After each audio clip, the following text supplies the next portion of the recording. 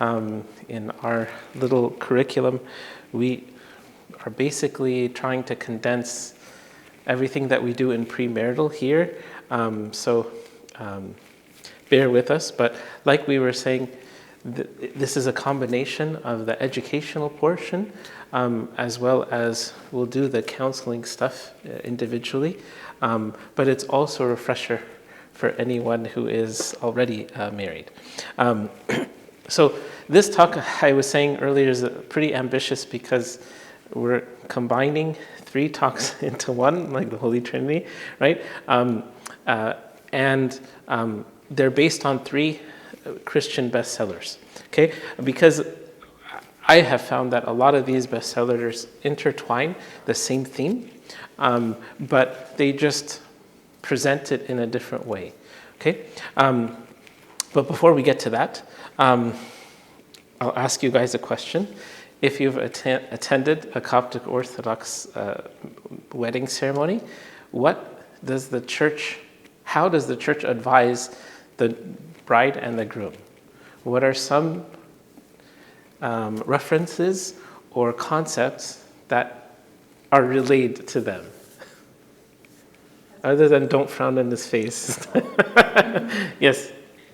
Husbands love their wives. Okay, very good. Wives respect your husbands. Very good. Yes. Anything else? Forget about your father's house. Very good. Okay. Stick to your wife. Yes. Leaving and cleaving. We talked a little bit about that last week. Anything else? Yes. So love one another, or especially it's directed more to the groom. Love her as much as the Lord loved the church. Very good. Anyone know what the biblical passages are that we read from? Like where St. Paul says, love her as Christ loved the church. Which epistle? Very good. Ephesians chapter 5. Okay. And then the gospel, anyone know? I think we said last time this was the homework. Gospel according to St. Matthew, chapter 19. 17 is the transfiguration. 19 is the wedding passage, right? And then, so these are the readings that we give. And then the last part of instruction is more of like what we call them commandments or directives that we give to the groom and then the bride. Okay? Question, are they the same? The same things we emphasize to each, or are they different? Do we emphasize different things for the groom and different things for the bride? Different, right? I kind of already hinted at that earlier, right? And in Ephesians 5, does St. Paul do the same thing? Take a guess. Yes. Okay, so we don't have to read all of it right now. You could read it, at home. But from 22 to about 32 or even 33, I kind of color-coded to show what the directives are to whom and why, right? So in general, St. Paul says for the wives to submit to their husbands as to the Lord. Okay, it's different, right? And then we give the typology or the symbolism of how Christ deals with the church and how the church responds to the Lord Jesus Christ, right? And so we're going to actually keep coming back to this passage because it's so important, I think, or there's so many lessons that we can take from it, okay? But first and foremost, just from like what I just mentioned, we can say that there's different needs for different roles, or different people or each individual in the couple might need different things, okay? And even every couple has a slightly, or maybe more than slightly, different dynamic between the two of them, because I'm sure you know hundreds of married couples, and everyone has different dynamics, different needs, and even the couple themselves unite in different ways, okay? But there's one in one of these books, His Needs, Her Needs. Obviously, from the title, you can tell most men, based on their research, share similar needs, which differ from most women. Okay, and this is on average, right? So in this book, it kind of lists the top 5 for most men, then the top 5 for most women. And then the premise here is that if there's any specific needs that are important for a certain individual, if they're not being met, then there is concern, okay? And so St. Paul gave us a clue of what those basic common needs are between each of them, okay? And so, like going back to, this is the couple, right?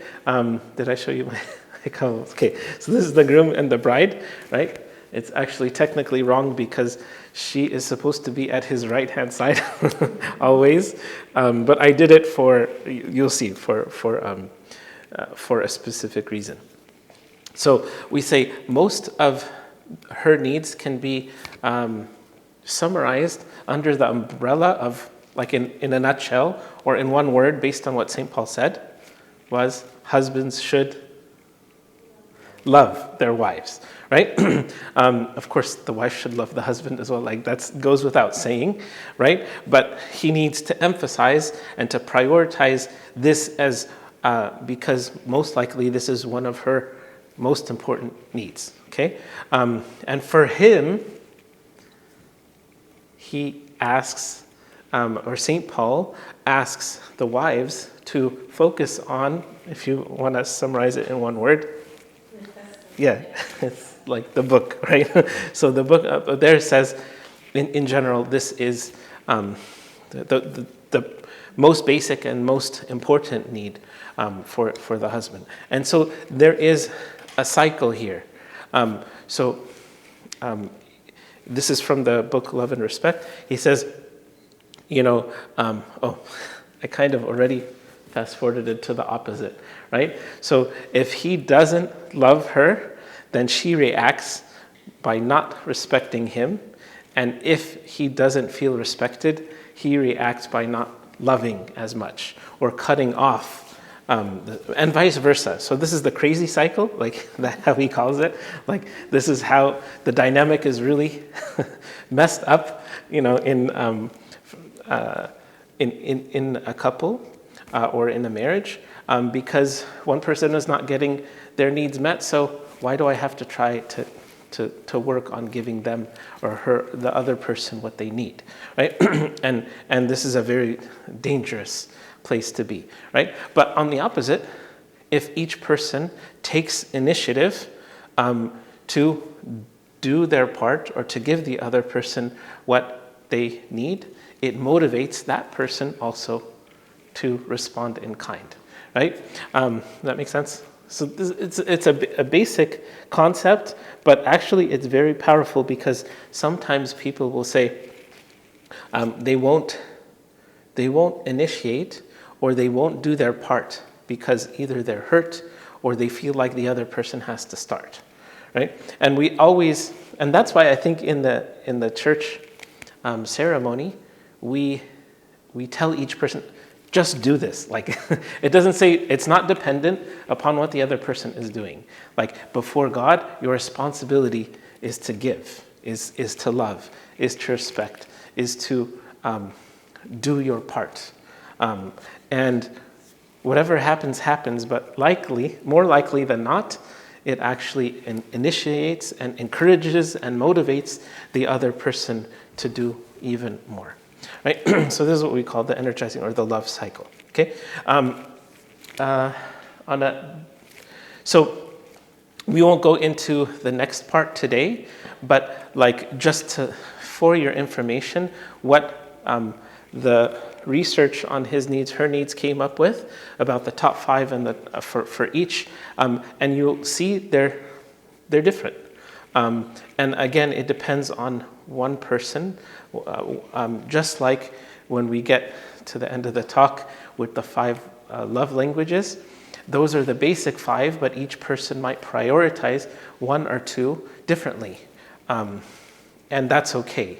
But the important thing is for the other person to know because, I'm kind of getting ahead of myself. But the more you know, the more you can focus your efforts on what is going to give you the most return, right?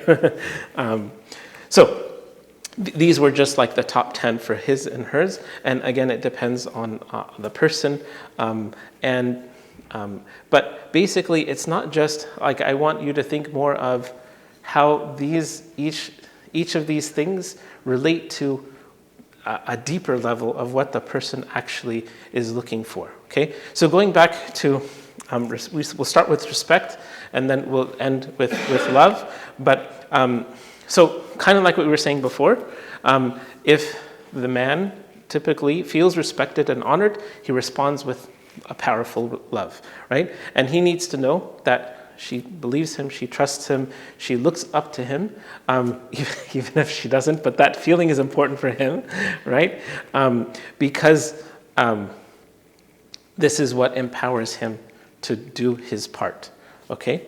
And there's a nice example here. We won't go into the depth, but if you'd like to read it at home in the book of Esther, chapter 1, where the king wanted to kind of give honor to his bride and to kind of show off her beauty to the kingdom in a sense, right? But she refused and she disrespected him and she didn't come, right? And so, anyone know what happened in the story? So because of this, everyone was very concerned in the kingdom, like, okay, what's going to happen if the queen or the first lady is not respecting, her husband?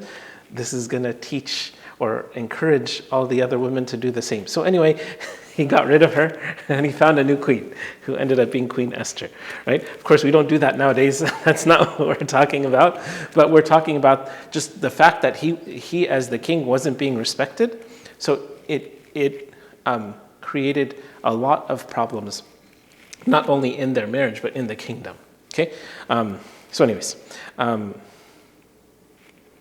and what was the reasoning that they said? It said, all women it says, the queen's behavior will become known to all women so that they will despise their husbands in their eyes when they find this thing out, okay? So, okay, this is a bad thing. And unfortunately, a lot of conflict between couples when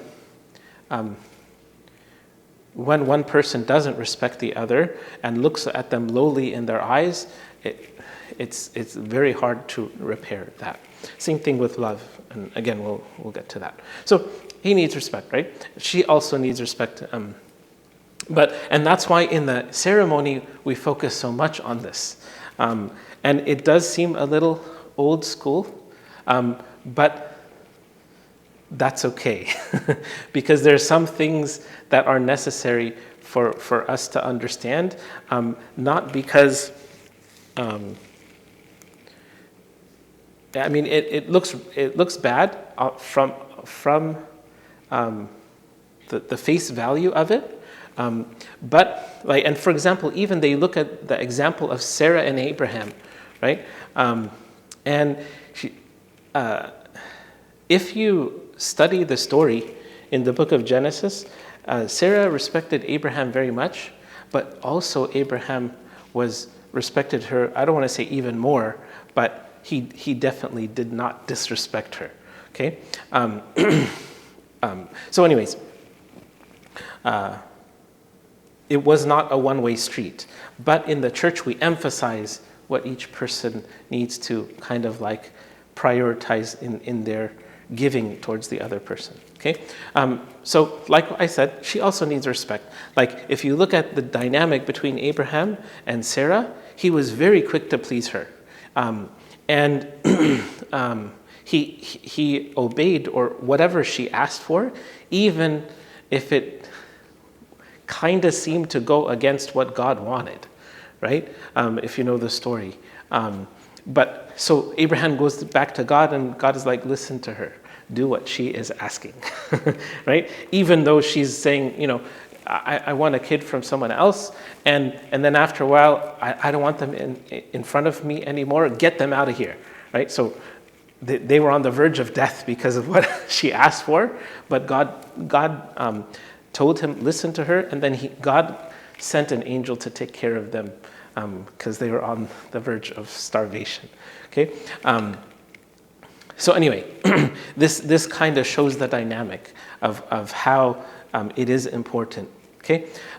So that's the respect part. Let's jump to any questions. Okay, so let's jump to the love part. In the book, His Needs, Her Needs, he gives a nice example of a bank, right? A bank account. So, for example, if each of you has an account, right? The bankers are in the room, right? There's debits and credits, right? And each person that you have transactions with in your life, you have an account for that's on a subconscious level of positives and negatives. So every interaction, they didn't say hi to me. So maybe you might debit something in your heart toward them. Or they really thought about me and they gave me this gift, or, they were very considerate in this regard and they went out of their way to help me. So credit, right? And so even in a marriage, of course, this is just an exercise, but like even the more interactions that lead to ups and downs in that account, right? And hopefully it doesn't get negative, but if it's just constantly the person is taking, that's very problematic, okay? And then on the opposite side, they say, if you meet someone else and you have a lot of positive interactions with them and their account is really high compared to your spouse, like that's danger zone, right? So we don't want to encourage that. So what we were saying, right, or to summarize, he's saying our subconscious keeps score of our emotional interactions with others. And this is not just our emotional relationships or personal, but everyone. And so, of course, this is almost counterintuitive when it comes to the spiritual life. That's not what we're talking. We're just talking about the transactional aspect of, like for example, when you think of love. This is a whole other talk. Hopefully we'll have time to go into it. But there's different types of love. Even in the Bible, uses different words for, and unfortunately in the English language, when you translate them, it just translates to love. But they're different types, right? And so one of those types is the transactional, or the, it's like giving and taking. Right? Whereas agape, which is the highest level of love, is just giving. Right? So we're not necessarily talking about that when he uses this example. Okay? But we have to build up to it. So anyways, to summarize further, the question is when I realize that there's these transactions, what can I do? Am I willing and able both to meet the person's needs and to deposit in their love bank, right? And am I fulfilling their needs or just my own? Because that's also problematic, right? So the two basic requirements are training properly, like proper training, and communicating. And this also goes for the next book that we're going to talk about in a little bit. Because I have to be willing, I have to be able, right? And sometimes the ability takes practice, takes training. And that's what this book kind of provides different guidelines or ideas for a person to train themselves if they're not used to dealing with people in a certain way, okay? So let's focus or start transitioning into the concept of love. We know the Bible talks a lot about this. We don't have too much time to emphasize this, but like go to 1 Corinthians 13. It describes very clearly what love is about, and just look at the Lord as the ideal model of what love is supposed to be. And so if we're able to do these things, that kind of shows us what we need to do or who we need to be like. And it's easier said than done, but like we were saying last time, with each person, when they evaluate themselves on an individual level or on a spiritual level, it creates a positive response in their life, right? So the more we repent properly, the more we adjust ourselves on a spiritual level, it translates positively in our relational life. Does that make sense? So if I get closer to God and more like Him, then it actually creates more light and more love and more unity in my family life, with my friends at work. It just has generally a more positive effect. Okay, so regarding love, love and service are commanded by the Lord. Like, it's not just a suggestion, it's a commandment. So we're translating more to the languages. Anyone read that book?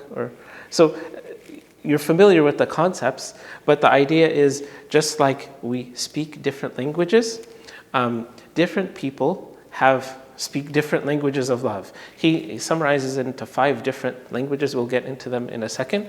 But we need to have a balance of all 5, not just for our spouse, but let's say our spouse only prioritizes one, but what about our kids? What about our coworkers? What about our relatives, right? So the more fluent we are in all 5, the better off it will be in general for all of our relationships, okay?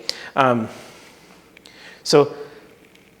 who is the perfect example? Our Lord Jesus Christ, right? So that's where we were saying, one of the priests, when we were growing up, he used to say, what is the language in heaven? Is it English? Is it Coptic? Is it Arabic? He said, no, the language is love, right? That's the way, how we're going to speak, in heaven. And so you're weak in one of those languages, okay, go to Christ. He will train us. And so this is one example we have, right? All of us seek happy, I hope so. We all seek happy and fulfilling and loving relationships, right? So if you imagine this is you, this is your heart, right? And this is the other person, whether it's a spouse or a relative or whatnot. And so the goal is, I want to shoot my arrow of love, like Cupid, to the other person, right? So it touches the heart, right? And same thing, I want to be in the vicinity of their arrow as well, right? So this is the ideal transaction, right? And so, as St. Paul says, our hearts are encouraged being knit together in love. He says this into the Colossians, right? And then he also says, through love, serve one another, right? But the problem, though, is sometimes we miss the mark, right? So I could be shooting arrows, but missing the heart of the other person. So I have to take better aim, right? And so sometimes the target is too far, but you have a target in the middle. It will help, help you aim better, right? So what is the target in the middle? Is the cross, right? When, again, like we say, when we better communicate our love direct to the Lord first, who is the source of love and the proper love, because not all love is the same, right? I can say I love the Lakers or I love my dog. It's different than how I love God or how I love my spouse. I hope it's different. It should be different, okay? So this is how, this theoretically, how it's supposed to work, okay? And so this is why, we keep going to this example, like what we just read in Ephesians. That's why the primary example is how God loves us, or like the church as a whole, who was his bride, right? And this example comes up many times, like in Ephesians as well. He says he gave himself up for her, like on the cross. Why? To purify her and to sanctify her. Right? St. John Chrysostom talks about this, and he says the church wasn't pure. She had blemishes. She was ugly and cheap. Whatever kind of wife you marry, you'll never take a bride like Christ did, like much better. She'll be much better than what the state of the church was when Christ came. Right? She was foolish. Her tongue was evil. But even though her wounds were so numerous, he sacrificed himself for her in her corrupted state, as she were in the bloom of youth. So this kind of says, well, I'm not going to do anything until she changes, or he fixes this. It's like, that's not what Christ did, right? Even while we were still sinners, he died for us. Like, we had no reason for him to do what he did, but because he is love, this was the only option, right? And so sometimes we have to have this mentality when, not if, we get into difficulties. How am I going to respond? I have to respond with love. That's supposed to be our response, right? Even though it's hard. I already mentioned this verse, Romans 5. While we were still sinners, Christ died for us, right? And so St. John Chrysostom continues, though she was like this, Christ accepted her and made her beautiful. He washed her and did not hesitate even to sacrifice himself for her. So this is how St. John Chrysostom has a beautiful book on marriage and family life. He was not married, he didn't have kids. He was, a bishop, but God gave him this wisdom. Okay, so let's just briefly cover the 5 love languages, just to kind of show you. Even though you're familiar with them, it's more of a summary to kind of like encourage us to think in these different ways. Not only for our spouse, but even for our kids or those whom we serve, or even others we interact with. Okay, and like St. John says, don't just love in word or tongue, but in deed and truth. Like this is based on the true type of love. It's not just superficial. So we'll go quickly through the 5 words of affirmation, and so again, almost all of these, when we go into them, we focus first on how we see this love coming from God, right? Because that will encourage us to imitate Him, right? And we see this both in the Old and the New Testament, right? So God always, the whole Bible can be considered words of affirmation of love from God to us.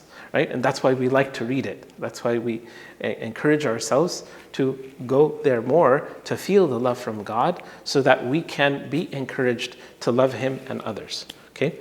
Same thing that St. Paul talks about regarding comfort. We get comfort from God, from the Holy Spirit. And he says the purpose is when we feel this comfort, we're able to comfort others with the same comfort that we are comforted with. Right? I know it sounds like a play on words, but it's not. Right? So as we receive, we give. Because we're just imitating the Lord. And it's out of that love that we are already tasting, we want to share with all those around us. Okay?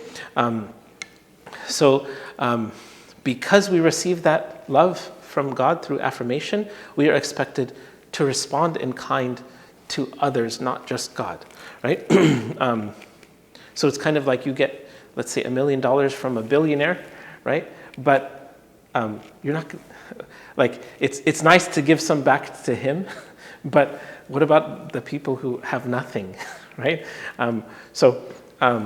This is the lifestyle of the Christian, okay? And some people don't realize, like, oh, I got angry and I said this, right? Words can hurt and be very detrimental to the relationship even after the argument, the conflict has passed. Sometimes it stays for years in the mind or in the heart of the other person. So that's why the proverb says death and life are in the power of the tongue. And oftentimes we'll say, even when we're in an argument, we'll talk about this in conflict resolution, but even when we're arguing, like sometimes scientists or psychologists will analyze and say, well, what is the percentage of the things that you're saying positively compared to negatively, right? And some psychologists will even go to the point of, well, the number of transactions you have or the number of discussions you have, how many positive things do you say compared to how many negative, even if you're in an argument. And they said if it's 5 positive to 1 negative, you don't want to go less than that, right? I know of you, that's a tall order, but this is what we mean by words of affirmation. Okay. There's a nice story of Saint Macarius. We actually celebrate him, I think it's tomorrow, either today or tomorrow. I'm not very good. But anyways, one of these days, this weekend, we celebrate both Saint Macariuses, or 2 of the 3. But anyway, he was a monk, he had a disciple, right? And there was a pagan priest kind of carrying a bunch, I think it was wood, and he was running, or just walking very briskly. Anyone know this story? It's kind of funny story. So his disciple came and he said, hey, where are you running to? And then he called him demon. He called him a demon because he's a pagan. He's not a believer, right? So the priest stopped and just beat him up, almost killing him. Sorry, I don't mean to laugh, but you'll see what happens at the end of the story, right? So then Saint Macarius, so the custom was usually the disciple goes, he let his disciple go first, and then he followed after. So he followed after, and after he beat him up, he started walking, and so he ran into Saint Macarius. So Saint Macarius is saying, well, hello there, you're certainly working very hard, right? Very gentle and nice and encouraging. And so the guy stops and he's saying, your greeting made me think that you have a great God on your side. He grabbed his feet and he said, can I be your disciple, right? Just from the words of affirmation to this pagan non-believer, right? He was able to win him over to be his disciple, right? Of course, they took the other disciple with them, and I'm sure he felt better after that physically. But then he said this: one evil word causes other good words to be bad. So we have to remember that. Even all the other good things that you said might be negated in a sense, from one really bad word that we say to our spouse. Just as one good word causes other evil words to become pleasing, right? So we have to take care. Even when we're in a bad mood or whatever, it's very harmful to the soul. Okay. So some practical examples, right? To express affection and appreciation and encouragement. The book has tons and tons of different things to say, but I think the example of St. Macarius kind of helps a lot, right? But make sure when you're sometimes, the kids might do this, they start flattering you with words because they want something, right?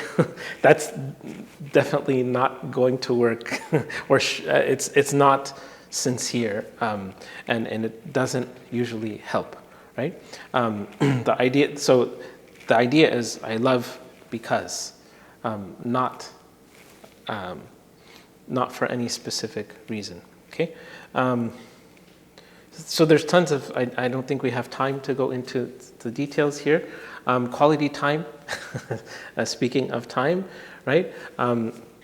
So some people need to hear. Other people just need to be. They need to be with the person, right? And conversation here, it kind of talks.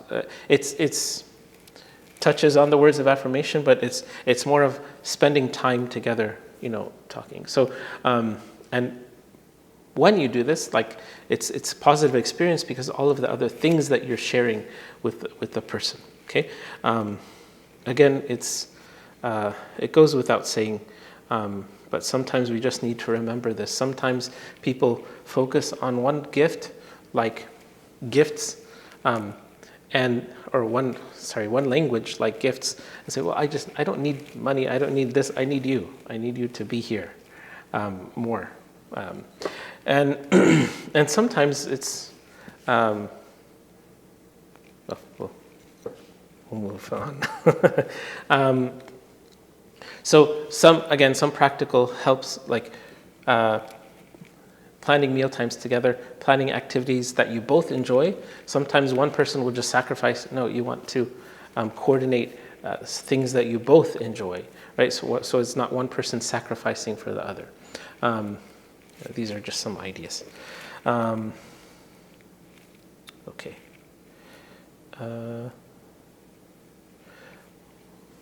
Gift giving, again, this is, I think, quite obvious, but it's more of the symbolic aspect. And so even the gifts that the three wise men gave to the Lord, on the feast or around the feast of his birth, right? It reflected who he was: the king, the priest, the sacrifice. But we never necessarily, we shouldn't forget that the gift of the self is the highest level, right? So God didn't give us gold, frankincense, and myrrh. He gave us himself, right? And so this is the biggest thing that we can offer. But sometimes the smaller things help prepare ourselves to give more. And not only is it just physical, like what else does the Lord give us? Like he says, my peace I give to you. My peace I leave with you. And not as the world gives, do I give, right? So same thing with the spouse. The spouse is encouraged to give what the rest of the world can't give, right? In one way or another, right? Even the book of Sirach says, does not a word surpass a good gift? Both are to be found in a gracious person. So here he's saying, if you love someone, you're going to have words of affirmation and you're going to have gifts. Like, it's not one or the other, right? Okay. Out of the five, this author, Chapman, he says it's one of the easiest languages to learn. And it should be more focused, though, on the thoughtfulness behind it, not necessarily the cost, right? And so sometimes the person receiving has to also keep in mind, oh, this is my gift. This is my language, so you have to give me, all of this and this, and then, no, that's not the right mentality either, right? So we can't take advantage of this knowledge by saying, okay, I just expect everything. Usually, the person trained in this language is going to prefer to give rather than to receive, because it's the spirit. Okay. So we'll move on. The second to last one is acts of service.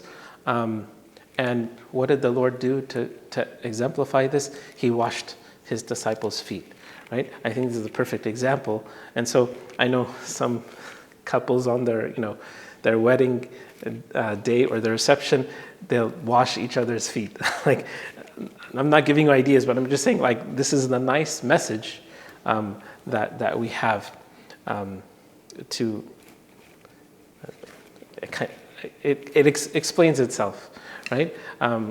So, when the Lord did that to his disciples, what did he tell them? You do likewise, not to each other, but when you serve, you do what I'm doing. Okay, and this is what happens in the family when the kids are seeing that their parents are washing each other's feet. They're going to learn how to deal with each other.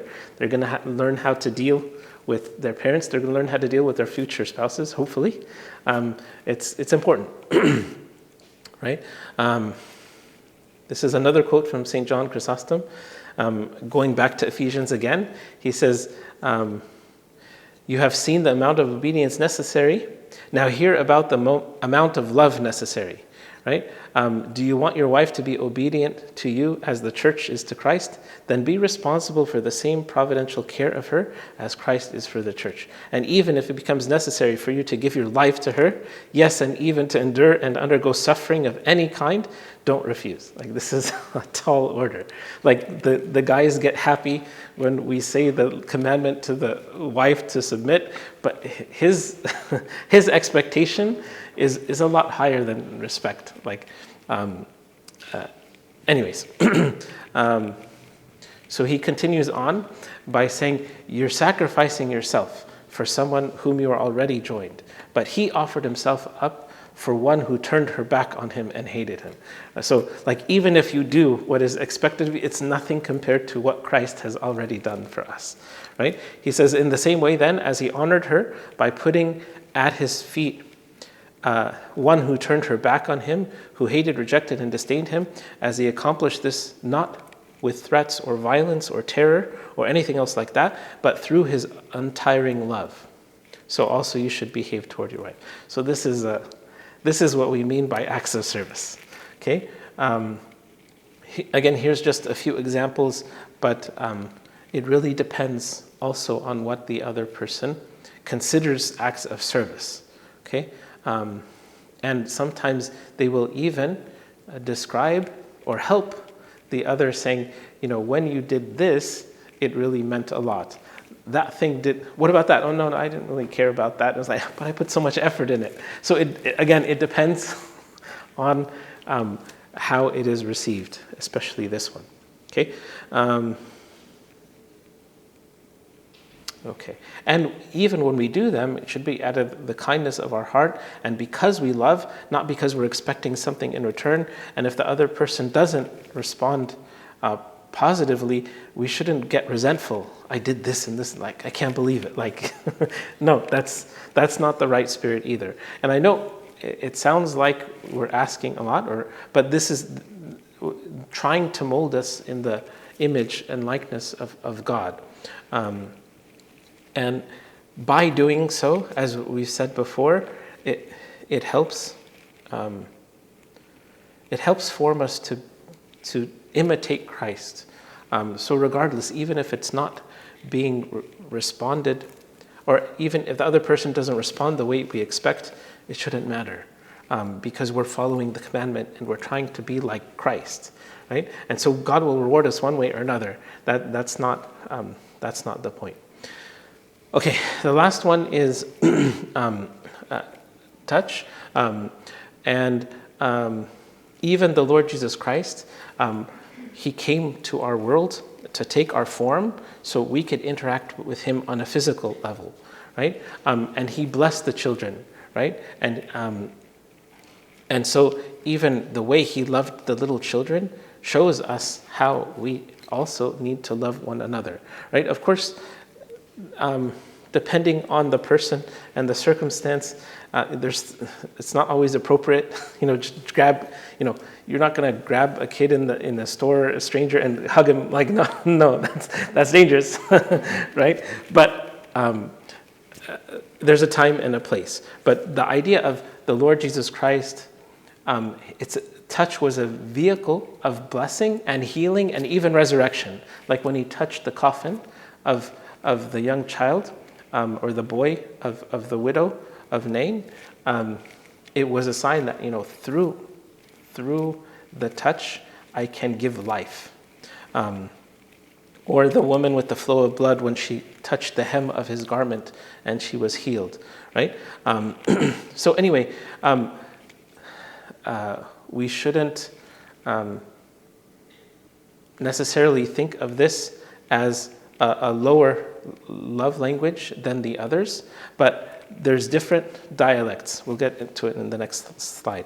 But again, St. John Chrysostom says, even if you see her belittling you or despising and mocking you, still you will be able to subject her to yourself through affection, kindness, and your great regard for her. There is no influence more powerful than the bond of love, especially for husband and wife.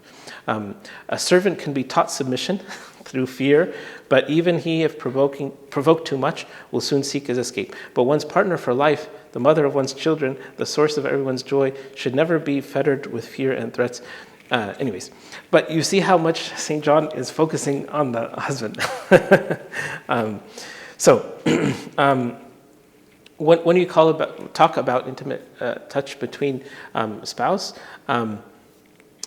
it can affect the relationship more than you think, but there's, like we were saying, there's different dialects. So when we talk about touch, like there's just, affection, right? And then there's intimacy. And those shouldn't be equated with one another because the intimacy, many people see of it more as an event, but affection is like the environment. It's and sometimes men think of intimacy as the main course, whereas a lot of women consider that to be like the dessert, right? And he's like, okay, I could skip the appetizer, but the appetizer for you might be the main course for the woman. And that's what we were talking about, the physical touch in general, that's not the intimacy, okay? Everything that comes before. And not in the bedroom. I'm talking about just throughout the day. So anyways, summarizing all of this, the question is, well, how do I know? There's some little quizzes you can take online, but even before that, you can kind of ask yourself, what language do others speak or fail to speak that hurts me most deeply? Most likely, then that means that's pointing to what your love language priority is, right? Or what have you asked about or desired? Maybe that can also be what makes you feel most loved, right? And then you say, well, when I love a person, what do I do, right? Which language do I end up speaking more? That can also give a hint as to how you would like to receive the love, okay? I think just a couple more slides and we'll be done. So again, the author writes, meeting my wife's need for love is a choice I make each day. So again, this is, it's not mandated, but we do it because we love, okay? And then he says, if I know her primary love language and choose to speak it, her deepest emotional need will be met and she will feel secure in my love. So this is where one of the top 5 languages one of the top 5 needs for the one was a sense of security, not just physical, right? If she does the same for me, my emotional needs are met and both of us live with a full tank. Okay? In the state of emotional contentment, both of us will give our creative energies to make many wholesome projects outside the marriage. So this is now the couple serving the world while we continue to keep our marriage exciting and growing. The last thing, probably find better things, but these were just different examples of how to communicate each of these and then what actions you can take and what things that need to be avoided to help these grow. Any questions? Tried to combine everything. I know it was a little fast, but you need to know anything more, just go to the books and then come ask, and we'll try to figure things out together. So as you can see, like we intertwined the concepts found in each of these 3, and they overlap quite nicely. But I think just the idea going back to the Lord and imitating him. And so this helps our love to grow between one another, but also between us and the Lord, and hopefully it emanates throughout the Samaria, the ends of the earth. And glory be to God now from to the age of age. So we'll pray, and next week, God willing, I forgot what the next talk is, but we'll let you know. And if you're not on the WhatsApp group, just let me know. So we typically try to send the files as well as any updates, and sometimes even a link that's on the YouTube channel to have all of the talks at your fingertips. Okay, we'll pray. In the name of